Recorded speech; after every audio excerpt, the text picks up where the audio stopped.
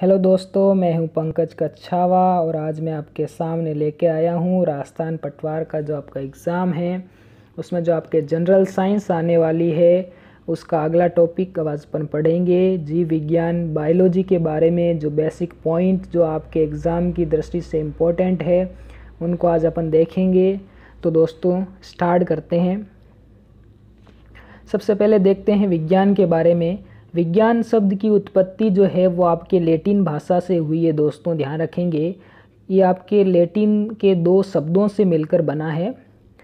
Latin भाषा की बात करें तो अपन लैटिन भाषा की क्रिया सिरे जिसका मतलब होता है जानना और संज्ञा साइंटिया जिसका मतलब होता है ज्ञान या नॉलेज से हुई है।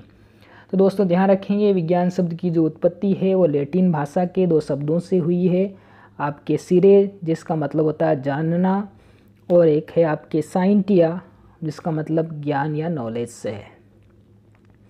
ठीक है दोस्तों, आगे देखते हैं। विज्ञान ऐसे सुव्यवस्थित एवं क्रमबद्ध ज्ञान या अनुभव को कहते हैं जो प्रयोगात्मक तथ्यों पर आधारित अन्वेषणों से प्राप्त होता है। ठीक है दोस्तों, मतलब एक तरीके से अपन क्रमबद्ध अध्ययन करेंगे और प्रयोग के आधार पर करेंगे। ऐसे नहीं, कोई भी चीज़ अपन बोलेंगे तो उसको प्रयोग के द्वारा सिद्ध कर कर के ही बताएंगे और उसका एक क्रम से या सुव्यवस्थित अध्ययन करेंगे, वो चीज़ विज्ञान कहलाती है। दोस्तों अब देखते हैं अपन जीव विज्ञान बायोलॉजी के बारे में। विज्ञान की एक शाखा है ये जिसके अंतर्गत अपन सजीवों का अध्ययन करते हैं दोस्तों। तो वो वाली ब्रांच जो शाखा है वो जीव विज्ञान कहलाती है। ठीक है दोस्तों, बायोलॉजी या जीव विज्ञान क्या है? एक विज्ञान की ही एक शाखा है जिसके अंतर्गत अपन क्या करते हैं? सजीवों का अध्ययन करते हैं। ठीक है दोस्तों,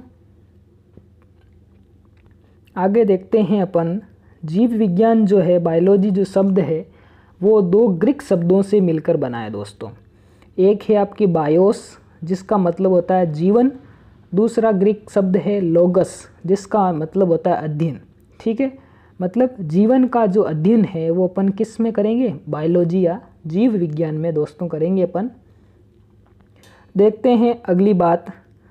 जीवों के अध्ययन को सर्वप्रथम सन 1802 में लेमार्क तथा ट्रेविरेनस नामक वैज्ञानिकों ने जीव विज्ञान नाम दिया। तो दोस्तों ध्यान रखेंगे कि जीव विज्ञान नाम किन वैज्ञानिकों ने दिया? तो आपके लेमार्क और ट्रेविरेनस दो वैज्ञानिक थे जिन्होंने जीव विज्ञान नाम दिया था। नोट कर लेना दोस्तों, एग्ज़ाम की दृष्टि से इम्पोर्टेंट है। चलते हैं आगे की तरफ। तो दोस्तों जीव विज्ञान की दो मुख्य शाखाएं होती है। पहली शाखा है आपके वनस्पति विज्ञान जिसे बॉटनी बोलते हैं। इसके बारे में देखते हैं, बॉटनी के बारे में। इसके अंतर्गत दोस्तों अपन पेड़ पौधों का अध्ययन करेंगे बॉटनी के अंदर। और जो बॉटनी शब्द है वो ग्रीक भाषा के शब्द से बना है, वो है आपके बोटेन जिसका मतलब होता है हर्ब या शाख। तो ध्यान रखेंगे दोस्तों, इम्पोर्टेंट है। बॉटनी शब्द जो है वो ग्रीक भाषा के शब्द बोटेन से बना है जिसका अर्थ होता है हर्ब या शाख। अगली जीव विज्ञान की शाखा है आपके जंतु विज्ञान जिसे अपन जूलॉजी कहते हैं दोस्तों। ठीक है, जीव विज्ञान की वह शाखा जिसके अंतर्गत अपन क्या करते हैं?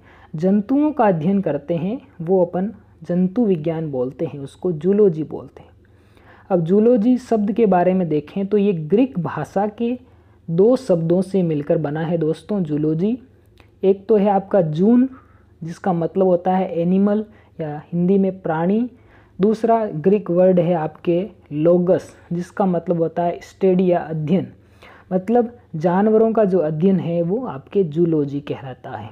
ठीक है दोस्तों, चलते हैं आगे की तरफ। अब दोस्तों अपन देखेंगे कुछ प्रमुख वैज्ञानिकों के नाम जिन्होंने कुछ प्रमुख खोजें की है। कौन कौन सी खोज की है उनके बारे में देखेंगे। तो सबसे पहले आपके है रॉबर्ट हुक वैज्ञानिक जिन्होंने आपके कोशिका की खोज की थी। तो दोस्तों ध्यान रख लेना, यहाँ पे कोशिका कौन सी है? मृत कोशिका की खोज, ध्यान रखना। रॉबर्ट हुक ने किसकी खोज की थी? मृत कोशिका की खोज की थी। दूसरे वैज्ञानिक है आपके एंटोनी वॉन, जिन्होंने क्या किया था? जीवित कोशिका की खोज की थी। मैंने अपने पुराने वीडियो में जो आपका कोशिका का बनाया था उसमें बताया भी था। जीवित कोशिका की खोज किसने की? एंटोनी वॉन ने की, क्योंकि इन्होंने आपके जो सूक्ष्मदर्शी है उसकी खोज कर ली थी और उसी सूक्ष्मदर्शी की सहायता से इन्होंने आपके जो जीव हैं, जीवाणु वगैरह, उनको देखा था। इसलिए अपन जो जीवित कोशिका की खोज का श्रेय किसको देते हैं? एंटोनी वॉन को देते हैं दोस्तों। अगले वैज्ञानिक हैं आपके कैरोलस लिनियस, इन्होंने द्विनाम पद्धति का प्रतिपादन किया। दोस्तों द्विनाम पद्धति, जो अपन किसी भी जीव का जो वैज्ञानिक नाम होता है उसको दो अपन लिखते हैं शब्दों में। पहला शब्द जो अपन उसका वंश लिखते हैं, दूसरा लिखते हैं अपन उसकी जाति। तो ये एक प्रकार से दो शब्द हैं, तो वो द्विनाम पद्धति इन्होंने दी कैरोलस लिनियस ने, जो किसी भी जीव के वैज्ञानिक नाम को दर्शाने के लिए अपने को आवश्यक होते हैं, एक वंश और दूसरी जाति। तो ये द्विनाम पद्धति हो गई। अगली बात करें अपन दोस्तों वैज्ञानिक की, मैथियास स्लाइडेन व थियोडोर स्वान, इन्होंने क्या किया? कोशिका सिद्धांत का प्रतिपादन किया। यह भी इम्पोर्टेंट है दोस्तों। देखते हैं आगे। अरस्तु वैज्ञानिक की बात करें तो उन्होंने जंतुओं का अध्ययन किया और उनका वर्गीकरण भी किया। ध्यान रखेंगे। इस अरस्तु के बारे में बता दूं अपन, जो आपके जीव विज्ञान का पिता या फादर ऑफ बायोलॉजी जो है वो अपन अरस्तु को बोलते हैं, और फादर ऑफ जूलॉजी या अपन बोलें आपके जो प्राणियों के जो पिता हैं प्राणी विज्ञान के या जूलॉजी के फादर जो हैं वो भी क्या हैं? अरस्तु ही हैं। एक तो आपके बायोलॉजी के फादर और जूलॉजी के फादर दोनों कौन हैं? अरस्तु हैं। ठीक है, और इन्होंने जंतुओं का वर्गीकरण किया, उनका ही अध्ययन किया। ठीक है ना। अगला आपके वैज्ञानिक है चार्ल्स डार्विन। ठीक है, चार्ल्स डार्विन ने क्या किया? प्राकृतिक वर्ण का सिद्धांत दिया इन्होंने। प्राकृतिक वर्ण सिद्धांत में क्या है? जो भी कोई जीव रह रहा है तो उसमें उसका जो लक्षण है वो प्रकृति के अनुकूल है या नहीं है, तो उसके आधार पर इन्होंने मतलब वो जो लक्षण हैं वो प्रकृति के वातावरण के अनुकूल हैं तो वो जीवित रह जाएंगे, और उनका जो लक्षण है यदि वो प्रकृति के अनुकूल नहीं है तो वो उनकी मृत्यु हो जाएगी। इस प्रकार का इन्होंने सिद्धांत दिया था चार्ल्स डार्विन ने। प्राकृतिक वर्ण मतलब प्रकृति वर्ण करेगी, चयन करेगी कि कौन सा जीव आगे जाएगा और किसकी मृत्यु होगी। ये सिद्धांत है चार्ल्स डार्विन का। आगे चलते हैं दोस्तों। ग्रेगर जॉन मेंडल की बात करें तो इन्होंने वंशानुगति के प्रयोग किए थे। ठीक है, पढ़ा होगा आपने इसके बारे में। जो आपके मटर के जो पादप था उस पर इन्होंने प्रयोग किए थे वंशागति के, कि वंशागति मतलब कौन सा लक्षण है जो आपके एक पीढ़ी से दूसरी पीढ़ी में जा रहा है, कौन सा लक्षण नहीं जा रहा है, इन सभी बातों का अध्ययन इन्होंने किया था। ठीक है दोस्तों। अगले बात करें अपन ह्यूगो डिवरीज की, तो उन्होंने उत्परिवर्तन का सिद्धांत प्रतिपादित किया।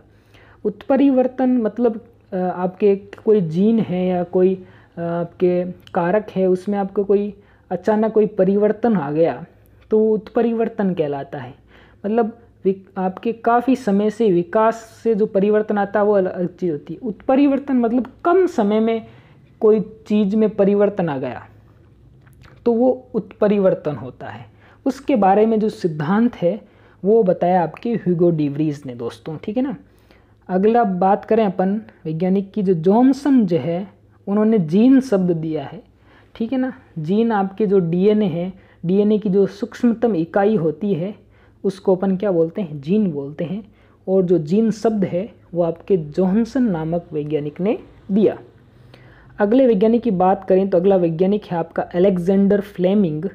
इन्होंने पेनिसिलिन की खोज की थी दोस्तों। पेनिसिलिन क्या है? एक एंटीबायोटिक है जो कि आपकी एक कवक से प्राप्त की गई थी।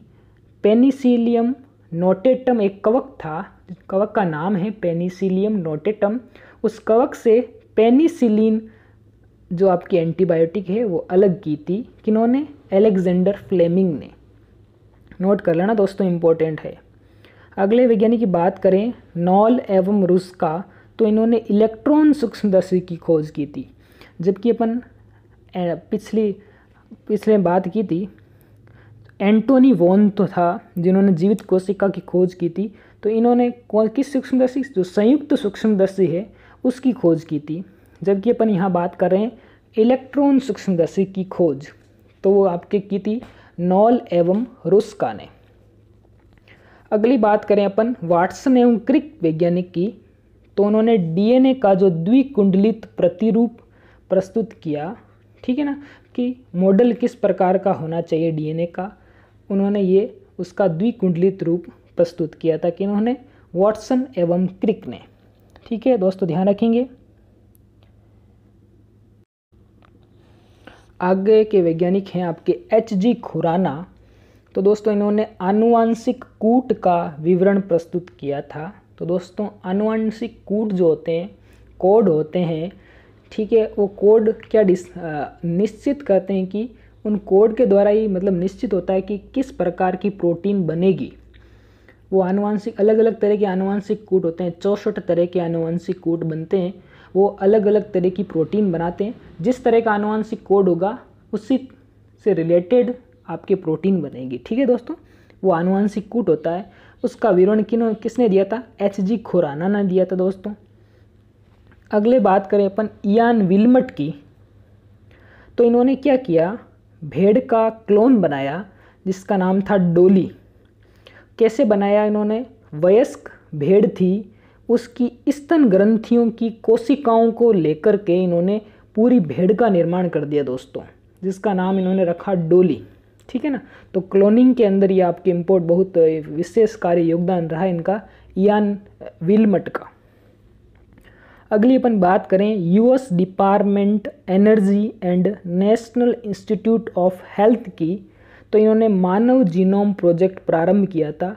दोस्तों मानव जीनोम प्रोजेक्ट मतलब जितने भी आपके जीव हैं उनके अंदर कौन कौन से जीव हैं, कितने प्रकार के जीव हैं, कितनी संख्या में जीव हैं, जीन जो हैं, उन जीनों की जो पूरी जानकारी है उन्होंने एक प्रोजेक्ट बनाया और उस पूरी जानकारी को इकट्ठा किया इस मानव जीनोम प्रोजेक्ट में। मतलब जीन से जितनी संख्या है, जितने भी प्रकार हैं, सब के बारे में डिटेल इन्होंने दी, वो आपके मानव जीनोम प्रोजेक्ट कहलाया। ठीक है ना। अगले बात करें हिप्पोक्रेटिस की, तो हिप्पोक्रेटिस वैज्ञानिक ने क्या किया, औषधियों के रूप में पौधों का प्रयोग, मतलब पौधों का प्रयोग अपन औषधि के रूप में कैसे कर सकते हैं, इन्होंने सर्वप्रथम बताया हिप्पोक्रेटिस वैज्ञानिक ने। आगे अपन बात करें थियोफ्रेस्टस की, तो इन्होंने लगभग 500 पादपों का वर्णन किया है दोस्तों। और एक बात और बता दूं, फादर ऑफ बॉटनी, ठीक है ना, इसको किसको बोलते हैं? थियोफ्रेस्टस को ही बोलते हैं, ध्यान रखना, फादर ऑफ बॉटनी। अगली अपन बात करें गैस्पार्ड बोहिन की वैज्ञानिक के बारे में, तो इन्होंने क्या किया, लगभग 6000 पादप जातियों का क्रमबद्ध अध्ययन किया दोस्तों, तो ये बहुत ही इंपॉर्टेंट है। गैस्पार्ड बोहिन ने 6000 पादप जातियों का क्रमबद्ध अध्ययन किया था। तो चलते हैं आगे की तरफ। तो आगे कुछ विज्ञान की शाखाएं हैं, इनमें से आपके एग्ज़ाम में क्वेश्चन पूछे जाते हैं, तो उनको देखते हैं। वर्गीकी, टेक्सोनोमी। एक बात ध्यान रखना, जो वर्गीकी शब्द के साथ में ये इंग्लिश का वर्ड भी आपको ध्यान रखना पड़ता है, क्योंकि एग्ज़ाम में हिंदी वर्ड की जगह इंग्लिश वर्ड भी दिया जाता है। तो टेक्सोनोमी कहते हैं वर्गीकी को, तो वो ध्यान में रखेंगे। तो क्या है, पादपों की पहचान, नामकरण तथा वर्गीकरण का अध्ययन अपन किस में करते हैं? वर्गीकी, टेक्सोनोमी में करते हैं। मतलब पादपों की पहचानेंगे भाई कौन सा पादप है, फिर उसका नाम देंगे अपन, फिर उसको एक कैटेगरी में रखेंगे। ये सारी जो प्रक्रिया है वो अपन किस में करते हैं? वर्गीकी या टेक्सोनोमी में करते हैं। ठीक है दोस्तों। अगली बात करें अपन आकारिकी, मॉर्फोलॉजी। इसमें क्या करते हैं, जो पौधा है उसकी बाह्य रचना कैसी है और उसका आकार कैसा है पौधे का, ये सब बातें अपन किस में अध्ययन करते हैं? आकारिकी, मॉर्फोलॉजी में उनका अध्ययन करते हैं। आगे है आपके शारीरिकी, एनाटॉमी। मतलब जो आपके पादप है उसकी अंदर की तरफ किस प्रकार की संरचना है, या फिर जीव के अंदर किस प्रकार की संरचना है अंदर की तरफ, उसका यदि अपन अध्ययन करें तो आपके शारीरिकी या एनाटॉमी कहलाती है। आगे है ऊतक विज्ञान हिस्टोलॉजी। तो ये ध्यान रखेंगे, ऊतक विज्ञान को हिस्टोलॉजी भी बोलते हैं। एग्जाम में आपको ऊतक विज्ञान की जगह हिस्टोलॉजी लिखा हुआ मिल जाएगा, तो ये ध्यान में रखेंगे दोस्तों। इसमें अपन क्या करते हैं, ऊतकों की संरचना, किस प्रकार का संरचना है ऊतक की और उनके ऊतकों के क्या कार्य हैं, उनके बारे में अपन जो अध्ययन है वो अपन ऊतक विज्ञान में करते हैं दोस्तों, जिसे हिस्टोलॉजी बोलते हैं। अगला पॉइंट है आपका भ्रूण विज्ञान एम्ब्रियोलॉजी। इसमें अपन युग्मक का निर्माण कैसे होता है वो देखेंगे, मतलब शुक्राणु का निर्माण कैसे होगा, अंडाणु का निर्माण कैसे होगा, ठीक है ना। जीवों की बात करें, प्राणियों की, उनमें निषेचन कैसे होगा, फिर भ्रूण का आपके परिवर्तन कैसे होगा, ये सारी बातें अपन किस में देखते हैं, भ्रूण विज्ञान एम्ब्रियोलॉजी के अंदर पढ़ते हैं दोस्तों। चलते हैं आगे की तरफ, तो बात करेंगे अपन पारिस्थितिकी इकोलॉजी की। तो इकोलॉजी में क्या देखते हैं अपन दोस्तों, जो जीव हैं और वो जीव जिस वातावरण में रह रहे हैं, जीवों और वातावरण के बीच में क्या संबंध है, उनका यदि अपन अध्ययन कर रहे हैं तो वो आपके पारिस्थितिकी इकोलॉजी कहलाता है दोस्तों, ठीक है। आगे देखते हैं आनुवंशिकी जेनेटिक्स। इसमें अपन क्या करते हैं, आनुवंशिकता तथा विभिन्नताओं के कारणों तथा क्रियाओं का अध्ययन करते हैं। मतलब आनुवंशिकता, ठीक है, आनुवंशिकता में कोई लक्षण एक पीढ़ी से दूसरी पीढ़ी में कैसे जा रहा है उसके बारे में जानकारी, और विभिन्नताओं मतलब कितने प्रकार की विभिन्नताएं आ रही है, चेंजेस आ रहे हैं, उनके बारे में, आपकी एक पीढ़ी से दूसरी पीढ़ी में क्या परिवर्तन आ रहे हैं, विभिन्नताएं क्या आ रही है, अलग क्या चीज़ें दिख रही है, उनके बारे में, उनके क्यों आ रहे हैं विभिन्नताएं, उनके बारे में अध्ययन अपन करते हैं आनुवंशिकी जेनेटिक्स के अंदर दोस्तों। आगे बात करें कोशिका विज्ञान साइटोलॉजी। तो इसमें क्या करते हैं अपन, कोशिका की संरचना के बारे में अध्ययन करते हैं और कोशिका क्या क्या कार्य कर रही है उसके बारे में भी अध्ययन करते हैं, तो आपके वो कोशिका विज्ञान कहलाता है, जिसको साइटोलॉजी कहते हैं दोस्तों। ये वर्ड ध्यान रखेंगे, कोशिका विज्ञान को साइटोलॉजी कहते हैं। आगे बात करें शरीर क्रिया विज्ञान की, जिसे अपन फिजियोलॉजी बोलते हैं। इसमें अपन क्या करते हैं दोस्तों, जीवों की जितनी भी जैविक क्रियाएं हैं उनका अध्ययन करते हैं, जैसे कि श्वसन, उत्सर्जन, पाचन, ठीक है ना, सारी ये क्या है, जैविक क्रियाएं हैं। इन सभी का अध्ययन अपन किस में करेंगे, शरीर क्रिया विज्ञान, जिसे अपन फिजियोलॉजी बोलते हैं दोस्तों। आगे है आपके पादप रोग विज्ञान प्लांट पैथोलॉजी। इसमें क्या करेंगे अपन दोस्तों, पादप के जो रोग हैं उसके लक्षण क्या आ रहे हैं, किस वजह से वो रोग हो रहा है, किस जीव की वजह से हो रहा है, और उससे नियंत्रण करने के लिए अपन क्या कर सकते हैं, इन सारों चीज़ों का अध्ययन अपन किस में करेंगे दोस्तों, पादप रोग विज्ञान, जिसे अपन प्लांट पैथोलॉजी बोलते हैं। आगे है आपके पूरा वनस्पति विज्ञान पेलियोबोटनी। ध्यान रखें दोस्तों, पेलियोबोटनी। इसमें क्या करते हैं अपन, जो पौधों के जो जीवाश्म बनते हैं वो कैसे बन रहे हैं, उनकी संरचना कैसी हो रही है बनने के बाद में, ये सारी बातों का अपन अध्ययन किस में करेंगे, पूरा वनस्पति विज्ञान पेलियोबोटनी के अंदर करेंगे दोस्तों, ठीक है। चलते हैं आगे की तरफ दोस्तों। तो अब दोस्तों आगे देखते हैं आर्थिक वनस्पति विज्ञान इकोनॉमिक बॉटनी। इसमें अपन क्या करते हैं, जो पौधों से जो प्राप्त होने वाले जो आपके पदार्थ हैं उनके बारे में, कौन कौन से फ़ायदेमंद पदार्थ हैं और पौधे कहाँ, उनका वितरण कैसा, मतलब कहाँ पर पाए जा रहे हैं, और उन पौधों को कैसे उगाएं, उनकी विधियाँ क्या है, इन सब के बारे में अपन अध्ययन करेंगे आर्थिक वनस्पति विज्ञान या इकोनॉमिक बॉटनी के अंदर दोस्तों, ध्यान रखेंगे। आगे आपके पादप प्रजनन प्लांट ब्रीडिंग, मतलब जो पौधों की जो उन्नत किस्में हैं उनको अपन कैसे विकसित कर सकते हैं, ठीक है ना, कि किस प्रकार के संकरण से, मतलब किन पादपों को आपस में संकरित करा करके कोई नई किस्म बना सकते हैं, वो सारे आपके पादप प्रजनन के अंदर आएंगे, प्लांट ब्रीडिंग। आगे है आपके वनस्पति भूगोल फाइटोजियोग्राफी, मतलब पृथ्वी पर पौधों की वितरण क्या है, मतलब किस तरह के एरिया के अंदर किस तरह के पादप हैं, पौधे हैं, उनके बारे में सारी जानकारी अपन किस में देखते हैं, वनस्पति भूगोल, फाइटोजियोग्राफी के अंदर। ठीक है दोस्तों, आगे बात करें शैवाल विज्ञान, फाइकोलॉजी या इसको अपन एल्गोलॉजी भी बोलते हैं, तो ये इंग्लिश वर्ड ध्यान रखेंगे। शैवाल विज्ञान की जगह अपने को देखने को मिल सकता है फाइकोलॉजी या एल्गोलॉजी, तो अपने को ध्यान रखना है शैवालों का जो अध्ययन है उसको अपन फाइकोलॉजी या एल्गोलॉजी बोलते हैं। ठीक है, कवक विज्ञान की बात करें तो इसको बोलते हैं माइकोलॉजी। ठीक है ना, वर्ड ध्यान रखेंगे दोस्तों, माइकोलॉजी, इसमें अपन कवकों का अध्ययन करेंगे। ब्रायोलॉजी, अगला है ब्रायोलॉजी, जिसमें अपन ब्रायोफाइटा का अध्ययन करते हैं। ये ब्रायोफाइटा क्या है, आपके पादपों की एक शाखा है, जो मतलब जो आपके निम्नतम पादप हैं, ठीक है ना, उसमें आपके ब्रायोफाइट आएंगे। इसमें जो पादप होते हैं वो आपके थैलेनुमा संरचना वाले, थैलस नुमा संरचना के कुछ छोटे पादप आते हैं ब्रायोफाइटा के अंदर। ठीक है ना, धीरे धीरे विकास होता है पादपों का, तो ब्रायोफाइटा से टेरिडोफाइटा आता है, फिर आपके जिम्नोस्पर्म, फिर एंजियोस्पर्म, जैसे जैसे पादपों का विकास हो रहा है, वर्गीकरण है एक तरह का। तो ध्यान रखेंगे जो टेरिडोफाइटा है उसका अध्ययन अपन, तो पहले तो ब्रायोफाइटा का अध्ययन ब्रायोलॉजी, फिर आपके टेरिडोलॉजी क्या है, टेरिडोफाइटा का अध्ययन। ठीक है, फिर आपके जिम्नोलॉजी, अनावर्त बीजियों का अध्ययन। अनावर्त बीजी मतलब जो आपके होते हैं अनावर्त बीजी, उनके जो बीज होते हैं उनके बीज के ऊपर कोई आवरण नहीं होता है, बीज के ऊपर कोई आवरण नहीं होता है, वो अनावर्त बीजी, इंग्लिश में उसको बोलते हैं जिम्नोस्पर्म, उसका जो अध्ययन करेंगे वो जिम्नोलॉजी कहलाता है। अनावर्त बीजी के बाद में जब पौधा आता है वो आपके होता है एंजियोस्पर्म, आवर्त बीजी दोस्तों।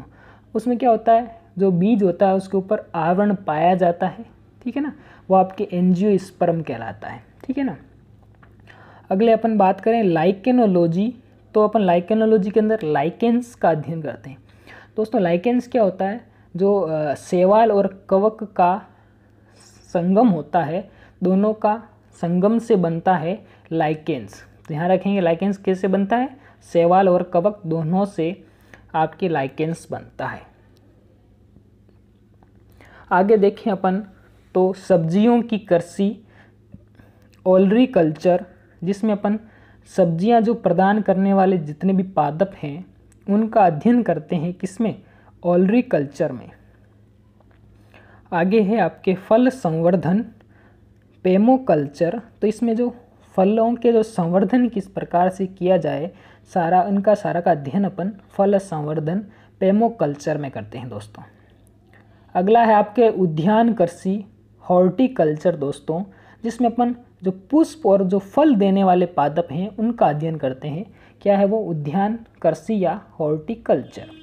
अगला है दोस्तों आपके सस्य विज्ञान, एग्रीकल्चर, इसमें अपन क्या करते हैं, फसलों की देखरेख के बारे में और उन्हें कैसे उगाया जाए, ये सारी बातें अपन सस्य विज्ञान या एग्रीकल्चर में देखते हैं। अगला है आपका वनवर्धन, सिल्वीकल्चर, इसमें अपन वनों का विकास किस प्रकार करें, उनकी देखरेख कैसे करें, उन्हें आगे बढ़ावा कैसे दें, वो सब बातें अपन अध्ययन किस में करेंगे, वनवर्धन सिल्वीकल्चर में करते हैं। अगली बात करें अपन तो भेषज विज्ञान, फार्मेकोलॉजी, औष, इसमें क्या करते हैं अपन, औषधीय पादप जो होते हैं उनका जो अध्ययन है वो अपन किस में करते हैं, भेषज विज्ञान फार्मेकोलॉजी में करते हैं दोस्तों, ध्यान रखेंगे। आगे आपके बात करें मृदा विज्ञान, जिसे पीडोलॉजी बोलते हैं, तो ये वर्ड ध्यान रखें दोस्तों, मृदा विज्ञान पीडोलॉजी। तो इसमें अपन क्या करते हैं, मृदा का निर्माण किस प्रकार से हो रहा है, उसकी मृदा की संरचना क्या है, उसमें कौन कौन से पार्ट हैं, भाग हैं, उनका अपसरण कैसे हो रहा है, उन्हें अपन संरक्षित कैसे कर सकते हैं, ये सारी बातें अपन किस में देखेंगे, मृदा विज्ञान या पीडोलॉजी में। तो चलते हैं आगे दोस्तों, आगे है आपके तो है आपके जैव रसायन, बायोकेमिस्ट्री। इसमें क्या करते हैं दोस्तों, अपन जीवों के अंदर जितने भी रासायनिक पदार्थ हैं और रासायनिक पदार्थ क्या क्रियाएं करते हैं जीवों के अंदर, रासायनिक पदार्थ जो क्या क्रियाएं कर रहे हैं उनका अध्ययन जो कर रहे हैं अपन करते हैं, वो जैव रसायन होता है, बायोकेमिस्ट्री। ठीक है दोस्तों। अगला है आपके जैव भौतिकी, बायोफिजिक्स। इसमें क्या है, भौतिक सिद्धांत जितने भी हैं और उनकी विधियों का जैविक समस्याओं से संबंध क्या है, मतलब जितने भी आपके फिजिक्स की जो विधियां हैं, जैविक विधियां हैं, जो आपकी भौतिक विधि सिद्धांत और विधियां हैं, उनका अपन जीवों में कैसे समस्याओं को समाधान करने में कैसे अपन काम में लेंगे भौतिक को, ठीक है, वो आपके जैव भौतिकी हो गई, बायोफिजिक्स। अगला आपका जैव सांख्यिकी, बायोमेट्रिक्स। इसमें क्या करते हैं, जैविक प्रयोग करते हैं और उनको प्रयोगों को जो परिणाम हैं का गणित और सांख्यिकी के आधार पर विश्लेषण करते हैं। ठीक है ना, वो कहलाता है आपके, मतलब जितने जैविक प्रयोग किया आपने और उनका जो परिणाम आया उसको गणित और सांख्यिकी में विश्लेषण। ठीक है ना दोस्तों, गणित तथा सांख्यिकी के आधार पर विश्लेषण करना वो अपन करेंगे जैव सांख्यिकी, बायोमेट्रिक्स के अंदर। ठीक है। अगला है आपका सूक्ष्म जैविकी, माइक्रोबायोलॉजी। इसमें अपन क्या करेंगे, सूक्ष्म जीवों का अध्ययन करेंगे दोस्तों, किसमें, सूक्ष्म जैविकी, माइक्रोबायोलॉजी के अंदर। अगला है आपका जैव तकनीकी, बायोटेक्नोलॉजी। इसमें क्या करेंगे अपन दोस्तों, जीवों तथा उनके घटकों का औद्योगिक प्रक्रियाओं में उपयोग तथा उनका तकनीकी विकास, मतलब जीव हैं या कोई जीवों के भाग हैं, उनका अपन औद्योगिक प्रक्रियाओं में कैसे उपयोग कर सकते हैं, वो सारी बातें कैसे आई, किस में आएगी, जैव तकनीकी, बायोटेक्नोलॉजी के अंदर। अगला है आपका आनुवंशिक अभियांत्रिकी, जेनेटिक इंजीनियरिंग।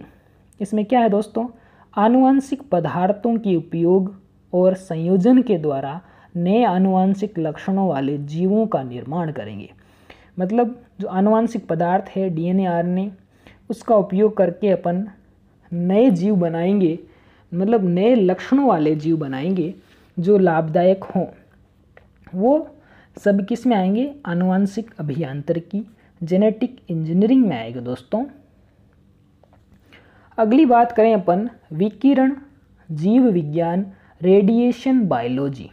तो दोस्तों इसमें क्या है, विभिन्न विकिरणों का जीवों पर होने वाले प्रभावों का अध्ययन करेंगे।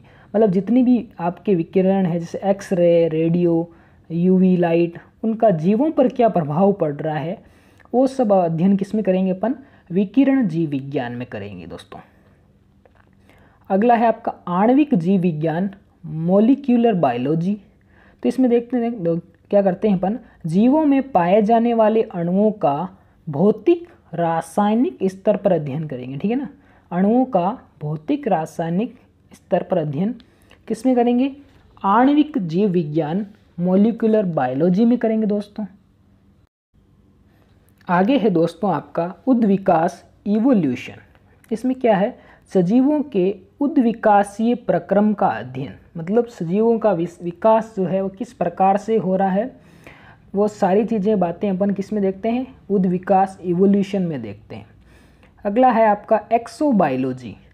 इसमें क्या करते हैं अपन, जो कोई दूसरा ग्रह, पृथ्वी के अलावा जो ग्रह हैं उन पर जीवन, संभावित जीवन का अध्ययन करेंगे। मतलब जैसे कि जो आपके मार्स है उस पर किस प्रकार जीवन है, पृथ्वी से बाहर जितने ग्रह हैं वहाँ पर जीवन की कोई संभावना है या नहीं, वो सारी बातें अपन किस में देखते हैं, एक्सोबायोलॉजी के अंतर्गत देखते हैं।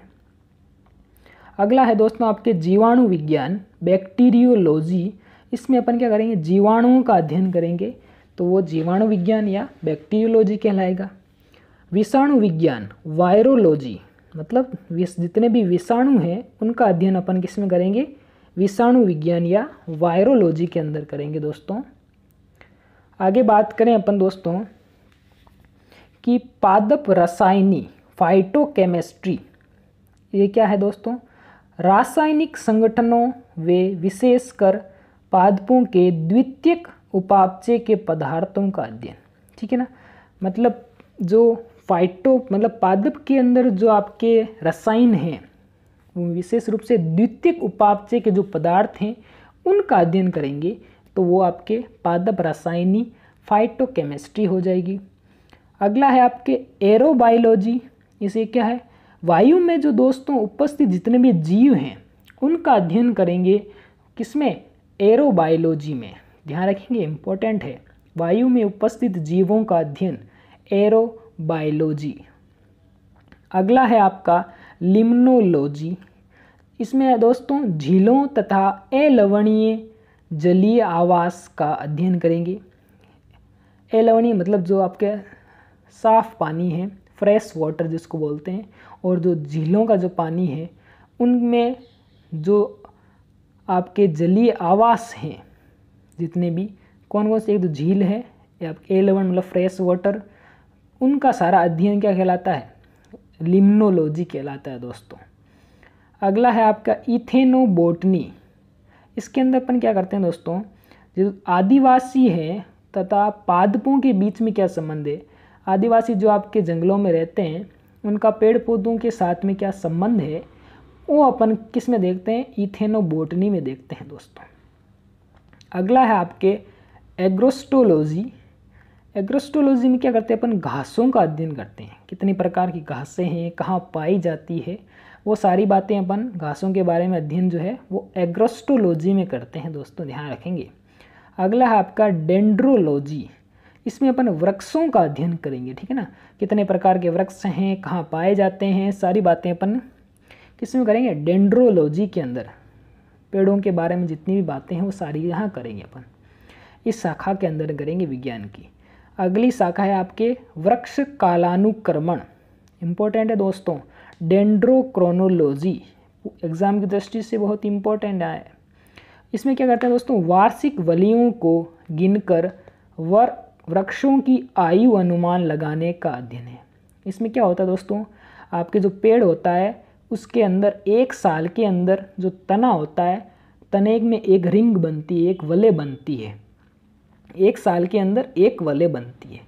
तो अपन क्या कर सकते हैं, मान लो कोई आपके पेड़ है तो उसको काट करके तने से उसके अंदर कितनी वलय बनी हुई, उन वलयों को मतलब एक साल के अंदर एक वलय बनती है, उन वलयों को गिन करके अपन वृक्ष की आयु का पता लगा सकते हैं कि कितने वर्ष का ये वृक्ष था, ठीक है ना, तने की जो रिंग है, वलय है, उनको गिनकर।